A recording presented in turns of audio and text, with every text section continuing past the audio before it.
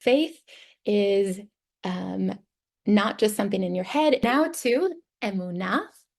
Emunah is the Hebrew word for faith. And something that I love about Hebrew, Ruth alluded to it at the beginning about how Hebrew is such an active language. All these root letters have a primary verb, a root verb that they're going back to. And I've heard it described, which I think is a really poignant, or really helpful way to put it, is that English language can be more about describing things. Like if I ask you to describe a pencil, you might say, oh, it's usually yellow and pointy and maybe an eraser or rubber at one end.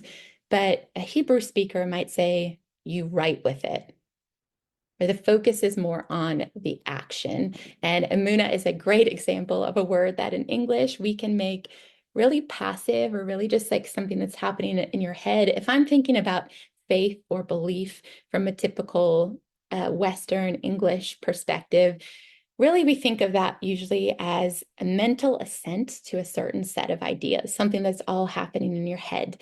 But this is so different than the biblical and Hebraic way of looking at it. Faith is not just something in your head, it's meant to be shown forth through your actions.